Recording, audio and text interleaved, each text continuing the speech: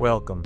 I'm Dr. Tom Dawson. Today I want us to talk a little bit about my least favorite checkup, and that's the 15-month-old checkup. I think we should talk about it because I also think it's one of the most important times in your child's life. But if I could skip one visit, it would be the 15-month checkup. The reason for that is 15 months is when your child's stranger anxiety peaks. And so if you're going to come to bring your child to my office, they do not like strange people to mess with them. And it's pretty hard to deny that I'm a strange person that messes with your child. So what was a peaceful my first year of practice, seemed to get along with all the children's and the babies just great. All of a sudden, my second year of practice, when a ton of them turned 15 months, man, they cried the whole time. It was rough. It wasn't until my third year where a lot of these folks then turned 2 years old and started liking me again, and a whole new batch started hating me, that I realized that this is just a normal phase for 15 and 18-month-old children, and that it really wasn't about me at all. So, interesting things that happen around this time. Most of your children are going to be able to walk at this point. If yours isn't walking yet, don't worry. I have plenty of kiddos that didn't really walk until they were 18 months old, and they were still able to be captain of the track team in high school. So if they can pull themselves up and cruise around holding onto your fingers, and they can sit up alone in the middle of the room, don't worry, they'll walk. Now, they may not walk very well, and they fall down all the time. And the way children are designed, we used to describe it as having a Charlie Brown body, where they had a big head and a long torso and relatively short arms and legs. And that's the way toddlers are designed. And that design means that whenever they fall, they cannot stop their head from hitting the ground.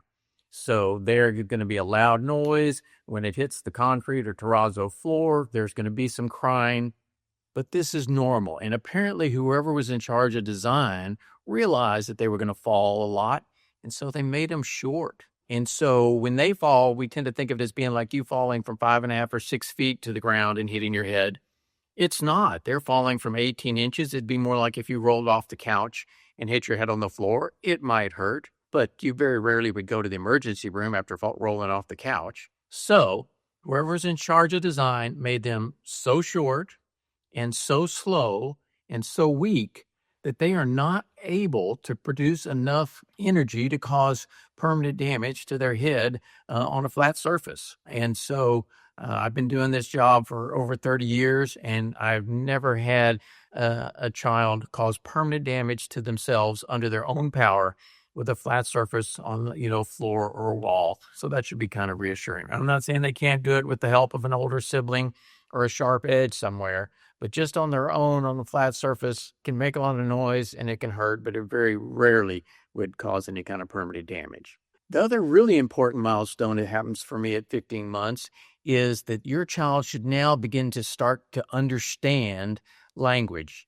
So when you say, let's go outside, your child should be looking toward the back door and maybe even crawling or taking some steps in that direction. So I want you to say some things like that and see if they are understanding. And if they are, then that's great.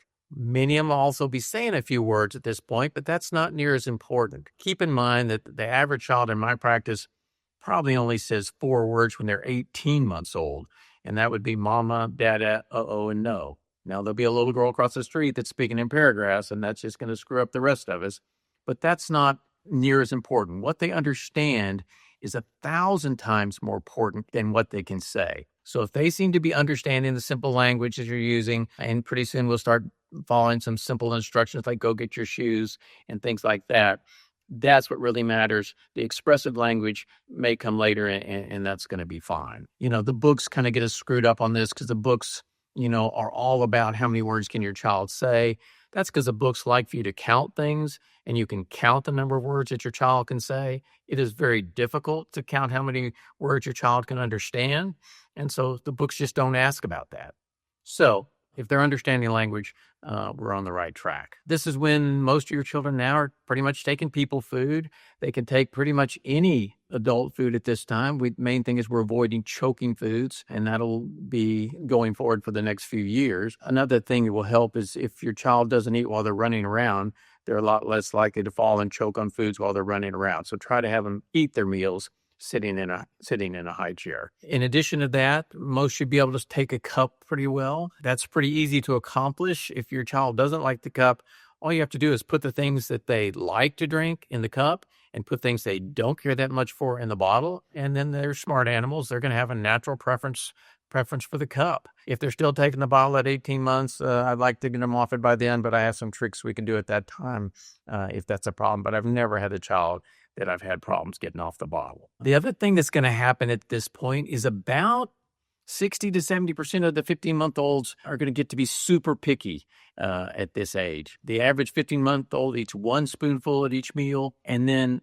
every seventh meal, they eat a bunch. So that's a weird pattern. And I didn't make that pattern. That's just the way the majority of 15-month-olds eat. But the good news is, even though there'll be the other 30% that continue to eat like a horse, they will gain weight and go up the growth chart just like the ones that are continuing to eat like a horse. Now, I mention this mainly for these and for you moms out there that, you had a 10-month-old and 10-month-olds all eat like a horse, and they were eating everything you put in front of them, and it seemed like a science project that you were getting an A+ on, and that was great at 10 months.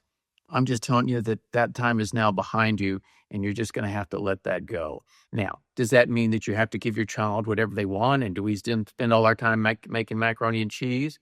The answer is no. There's tons of countries around this world where those children in those countries only have 4 foods to choose from each day. And, I can assure you that none of those 4 foods would make it on the top 20 popular foods list in this country. And yet those children eat those 4 foods every day, and they grow and they prosper and they live to be like 140. So we're not going to go around making macaroni and cheese. We're going to put the food in front of them. We don't go back and reheat, and there'll be another meal 6 hours later if they skip this meal. Another sad thing about 15-month-olds is this is when tantrums are also going to peak. Think of discipline and that is, think of it as teaching your children. Children need some boundaries and limits in order to kind of feel secure in this world. And this is when they begin to realize that they're part of the world, and they start trying things to see if they can influence the world. And don't try to change their will. That's not going to work. What we try to do is teach them methods of getting your own way that the world can live with. If an adult gets their own way, we call them a smooth operator. If a 15-month-old gets their own way, we call them a brat. And it's because of the methods that they choose. So try to ignore the undesirable behaviors like the kicking and screaming and the tantrums. It's something that hurts. We may need to put them in their room and time out for a minute and a half or so. But the main thing is that we just have to consistently try to ignore the undesirable behavior and try to pay attention when they use their better methods to behavior. So the most important thing about rules to remember is you only have enough energy for 5 rules. If you start with 100 rules, you still just have energy for 5 rules. It just means that your child will win 95% of the time. And that is a really, really bad precedent. So what I want you to do, pick whichever 5 rules matter to you. It doesn't really matter that much to me what they are. And you just have to be super consistent with those no matter how tired you are. And if you do that, pretty soon your child will go, my mom's pretty tough. When she makes a rule, she really sticks to it. So I think she's tough. Once you get your bluff established like that, well, then you could start to add a few more rules and eventually get to the number that you'd like to have. But just much better to go too slow than too quickly. The other issue that comes up around 15 months is that the television begins to be a bigger issue in their world. It's just part of our world now. I think that probably less is more. The main thing is we don't want to use the television as a substitute for our attention, but limits are definitely going to be necessary. One of the biggest issues about 15-month-olds is this is when serious accidents peak in children. And that's because used to, for the last year or so, you've had 30 seconds or more before your child could even think about getting into trouble. And now it's instantaneous. So anywhere there's cars or water, you have to have fences and gates between your children and those things. Even if they're good about obeying the rules 99% of the time, 99% is not good enough for cars and water. So anywhere there's cars and water, you have to have fences and gates. And on a sad note, I have to tell you that pools have taken more children in my private practice than pretty much everything else put together. And so I want you to spend less time worrying about the dangers of vaccines and food additives and honey and these kind of things, and spend your time making sure you protect your children from water. and not to be melodramatic, but if I'm not going to stand here and tell you the important things of how to protect your child while you're raising them, there's no point in my being here. So 15-month-olds, it's a big change, and they're going to get active and all over the place, and your life is going to get a little more active and a little all over the place too. So I would recommend that you take your vitamins and go to bed early and enjoy this this journey that they're on, because it's a roller coaster. So I hope this will help.